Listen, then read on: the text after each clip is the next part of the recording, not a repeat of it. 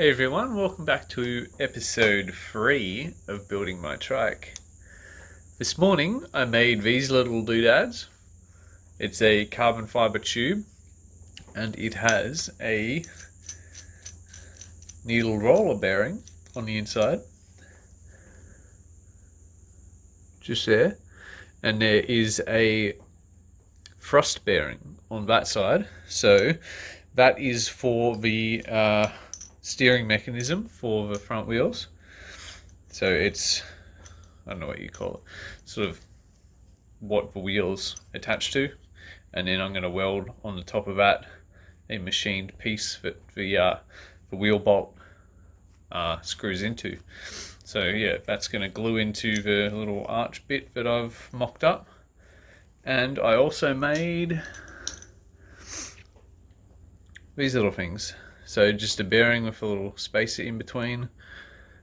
So that's going to go into a carbon fibre piece, which is going to be the handlebars. So one's for the left and one for the right. So that's just going to slot into I'm going to 3D print a mold and then vacuum form carbon into that mold, and then that'll just slot straight into the hole that I'm going to 3D print like a little opening for it. So that's that bit. I've made them nice and strong, so the steering's got like a real direct feel. There's not going to be any play in the steering. I want it to be I don't want any flop in the steering, so you have to like take up the flop before you start to steer, because that feels a little bit sketchy. And I'm right now sitting in my rocking chair that I finished. I'll give you a look.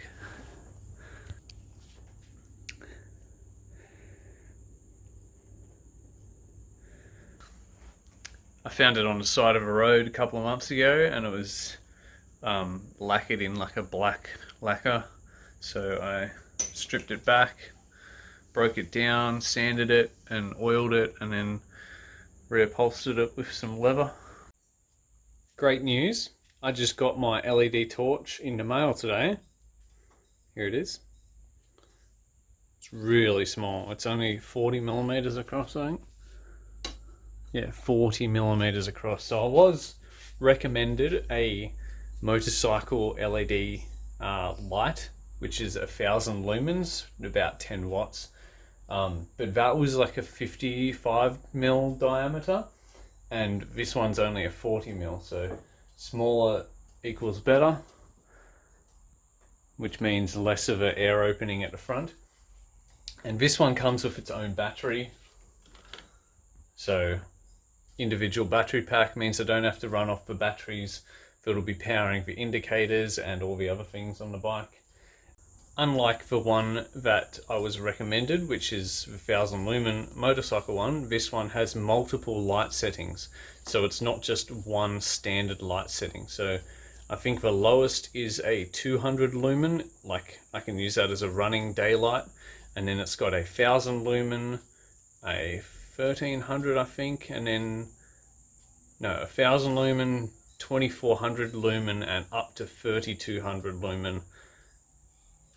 It also comes with this little doodad, which goes around handlebars, and you can select up and down on the light settings, so you don't have to go to the torch and press the up and down buttons on the back, which is pretty cool because it's going to be in the front. So what I'll do is I'll have like a little stick that I can poke down and turn the light on with, and then once it's turned on I can just adjust the light settings with this. So if I come across a darker, so where I live, it's like near the city, not city, but it's near the main town, but within like a kilometer you can be out in the middle of a dirt road, bush track type of thing. So you're in the farmlands within 5 minutes, but you can also be in the city. So out in the farmlands on those type of roads, I can run the 3,200 lumen light, so I've got full high beam,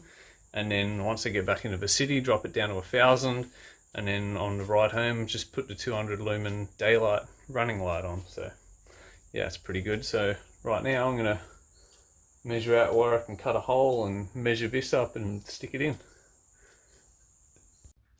Here's a little bit of a top tip for everyone out there. I've got some carbon wrapped tubing here. So what I did was I waxed the tube with just normal mold wax, and then I stuck some sticky tape on it with the sticky side facing out, so when it wrapped around it stuck to itself. And then I wrapped carbon around that and wet it out, and then wrapped electrical tape around that just to compress it down. It doesn't give the best finish, especially when you just do a rush job in, like it took me less than 5 minutes to make this part, and probably about 2 hours. Still a little bit tacky, but it's enough that I can cut it and start shaping it to put it in the bike. But the tape slips off the wax tube really well, and once it's cured, all you do is you hit it on the ground, it just slides straight off, and then you've got, if you do a better job than what I did today, you've got a perfect carbon fiber tube. So I normally just do like 1 or 2 layers, and that's more than enough. When it's in the tubular form, it is stupidly strong, unbelievably strong. Like I'm never gonna, you could drive a car over this and it wouldn't break it. And that's probably like maybe 10 layers, the amount of, I wanted to beef it up because the clamp had to squash down, so it wouldn't squash down to this size, and it was too big for the bigger conduit was too big for it, so I wanted it halfway in between, so I just layered it up a little bit. So what I'm going to do now is chop it here, and then notch it out a little bit, and then fit it into the bike. So I'll show you that right now. You can see exactly how thick the wall is now. Look at that. It is exactly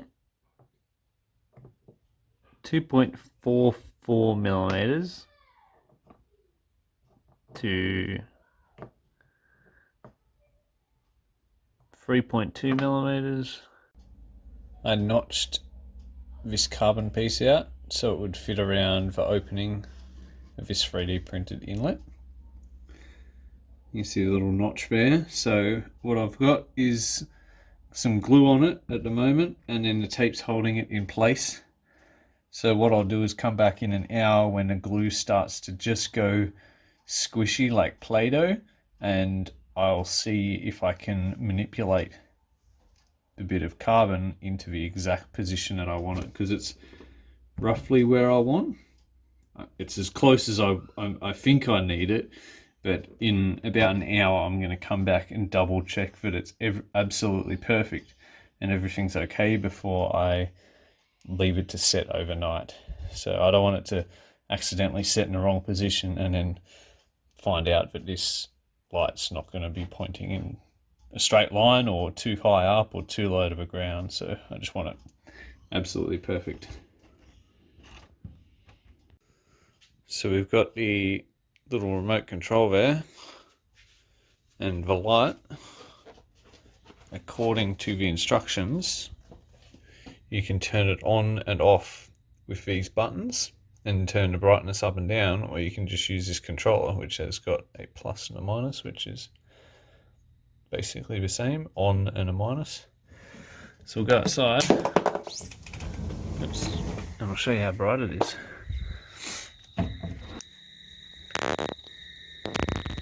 That's 200.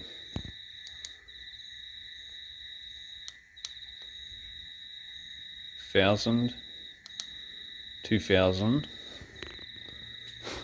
Which is like daylight. 1,000. 200. So even 200 is like more than bright enough for even running at night. And then hold it down for 2 seconds. No? Not wrong one. Hold it down for 2 seconds and it turns off. See? Turn it back on. Turn it off. All with the remote control.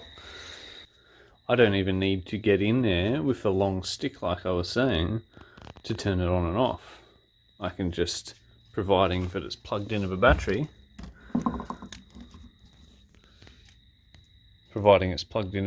which it always will be, unless I'm charging it, I just press the button on the handlebars, turn it on, turn it off, sweet as. Here's the light mounted in its little enclosure. It's not pointing like exactly straight. If you look at it, it's probably like here rather than here. It's probably pointing about here rather than straight on, but I'll see if I can tweak the little rubber stopper or the rubber cushioning on the inside, so I can, if I put like a chock on one side, it might kick it around a bit or something, or just tweak it so it points in the right direction. But it looks pretty sick, plenty of room around the outside. So what I'll do now is cut the hole in the air vent that will go through, so it'll allow the torch to protrude through the air vent, and that'll allow me to feed the wire through and plug it in and press the button if I need to, but I don't need to because I've got the remote control. You can see the light barely protrudes. It's like dead flush with the front too.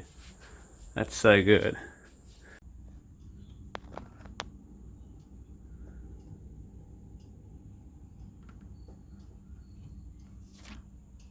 All I have to do now is find somewhere to mount the battery pack. Might make a little box up for it, and I'm going to put the little horn that I've got, the little whistle. I'm going to cut a hole here and then make like an sound insulated box around it, so the sound goes out under the front of a bike and projects out, like bounces off the ground and projects out from the front of a bike. So the horn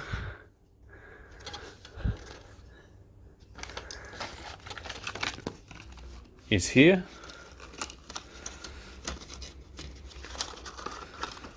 Looks like that. It's got little mounting holes, so I'll probably cut a hole and mount it on inside the box like that, and then somehow mount the box to the bottom of the bike. But I'll have that sitting like that somehow, so it's around about here on the front of it. So what I've got here is a milk carton that I've cut out. Just so happens that the siren fits perfectly inside it. So what I'll do is I'll make a carbon fibre piece with a flange around it that can velcro into the bike. You drill a hole in the top of it to feed the wire through, and I can bolt that on the inside and then just stuff it full of the absorption material, maybe wadding, just to absorb all the sound. So I reckon that would work quite well as a sound dampener for the bike. So I've got sticky tape with sticky side out on the top bit, and then just sticky side down here, and then I'll just drape some carbon over it and wet it out with some resin and leave it to dry. It doesn't have to be perfect, but as long as I seal up all the edges. If I don't do it, I'll just put a bit of tape over it, and then hopefully the wadding blocks out most of the sound. But I reckon that'll work pretty well. It's just a barrier from the sound coming into the bike, so even on its own I reckon it would work. Just got the carbon all laid up. Very neat. It went on really well, and I put the egg carton, the leftover bit of egg carton, I cut it down here, split it, and then wrapped it around just to sort of hold everything together, hold it tight, but give it a good surface on the outside just so it looks nice. The only problem is these little bits here are going to be a bit spiky, but I can just sand them off. But I reckon it's going to turn out pretty sick, I reckon. This box turned out quite well in the end. Really happy with it.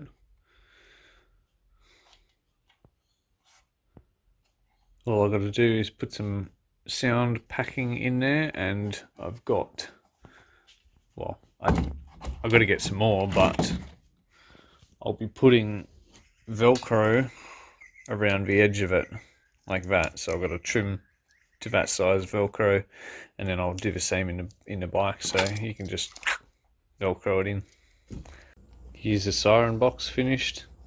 Got the padding around it and a little sticky foot on top just to neaten the wiring up. I tried it just sitting on the ground, and it is surprisingly good at muffling the sound. Like, it's still loud, obviously, but it's like as soon as you lift a corner, it just deafens you. So it should make a big difference having the padding inside this and then having it directed straight to the open air through that hole at the bottom. Another thing I was going to point out with this light is the runtime on it. So this is the battery pack that I use for my mountain bike that I commute on at the moment. So it's got like 3 watt LEDs, I think, in it. And this battery pack's just got like a bunch of 18650 lithium ion batteries just seriesed up, because you can see tape on it. One day it just stopped working, so I had to get it repacked. It was cheaper to get it repacked than buy a whole new light at that time. So I've used this light at one time when I was doing an hour ride in the night, or the early morning. I would ride an hour to work. I would ride an hour to work up the mountain, through the farmlands, back down the mountain, and into work. And I didn't charge this battery for like a month. It was probably on the 200 watt setting, the lowest. The mid-range setting on that's probably about 200 watts, 200 lumens, and that's the same on this one that I just bought. So roughly about the same, and I didn't charge it for ages. And when you look at the runtime for this new one, on the 200 lumen setting, it has a 36-hour runtime. So if I was riding to work every morning, it would take me an hour to do that ride to work. So that's 36 days without charging. So I'm riding to work 5 days a week. So that's like 6 to 7 weeks without charging the battery. That's unbelievable. That's like stupidly good. So with a 1000 lumen setting on that new one, which is probably about the same as this, you get 8 hours runtime out of it. And 1000 lumens, as you saw from a bit of a video earlier on in this this episode, it is stupidly bright. It is crazy bright. Like it'll blind drivers. Like I won't be able to use it like on a main road. I'll have to use it only in the bush. Only the 200 watt, 200 lumen setting throughout the city part of my rides. So I'm pretty stoked on that. I won't have to charge it as often, but I know that I've got a good runtime out of it. With this other one that I use for my mountain bike as well, it flashes when it starts to get low. So it'll blink 3 times, and then it'll drop the intensity of light down to like a reserve setting, and you'll still get a couple of hours of runtime out of that. So you can still see where you're going. You just it just doesn't go black straight away, just so you can't get stuck in the middle of your ride with no light. So I assume this new one would do the exact same thing, but it's also got a charge indicator on the back of the torch. So on the back of there's 4 LEDs, and they all light up saying however much charge you have. So you can obviously just see how much charge there is. So I've just been down to the paint shop and I got a tin of paint to paint the bike. The colour I chose is Pink Panther, and this is what it looks like in the sun. I'm not sure if you'll be able to see here. It's got like blue metallic flakes in it, so when you get it at the right angle, it turns blue. It looks so cool.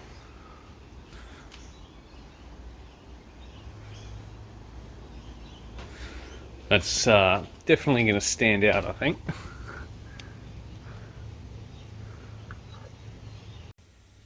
Well, I couldn't help myself. I painted the bike. Just the rear half for now, because I'm still working on the front. The rear half has no more bits and bobs to go on it yet. Anymore. No more bits and bobs to go on it from now on. So all I've got is a light and a camera in it, and that's it. I'm going to buy a rear flashing light, but I'll figure out how I'm going to mount that. So I've chosen pink because it stands out, and drivers are more likely to give more room to a female than a male, and pink is generally considered a female colour, so I went with pink. So they'll be pleasantly surprised when they come alongside me and don't see a hot girl on the bike, but that's what you get. So this it's quite dark by eye, but it's very light in the camera, which is strange. But you take it outside and it looks as light as it does in the camera to my eye, but then it's also got blue metallic flake through it, which you can't pick up. You can sort of see like a tinge here of colour.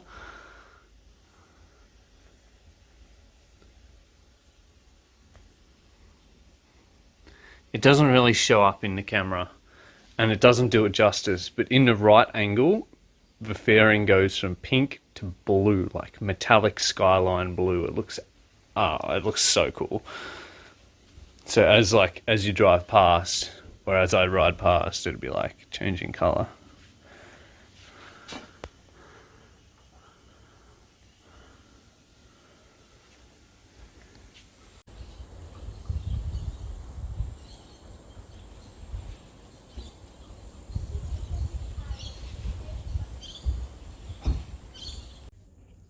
Just started putting the windows in.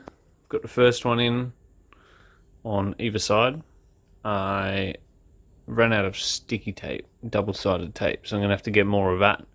But they contour pretty well. It's a little bit hard trying to get it. Like, you start to put it down and all of a sudden it turns like that, or starts to twist. So you have to pop it off and try and seat it properly. But once you seat it, the bend actually contours really well to the curvature of the bike, which I'm pretty stoked on, because I didn't think it would flow that well, but yeah, it does. So I've got 3mm bolts, just screws going through it, just to hold it in place so it doesn't want to like flex if there's heat. So I'm going to do that with each of those, and then I'll probably just leave the last one off until the very end, just so I can get my hands in and whatever. Second set of windows is now on the bike and bolted in. I'll be trimming this up next, and then tomorrow I'll probably start on vacuum forming a few of the internal bits on the bike, because the outside, the fairing is pretty much nearly complete. I couldn't get any Velcro for the siren today, so maybe tomorrow I'll go down and get some of that and install that. But for now, that's it for this episode. Stay tuned for next week's episode. This bike is progressing quite fast, as you can see. It's episode 3 and we're already at painting, which is pretty speedy compared to that one. It took like 4 years. Yeah, so exciting times ahead. Can't wait to see what the next few weeks are going to bring. So stay tuned, and I will see you next time. Bye.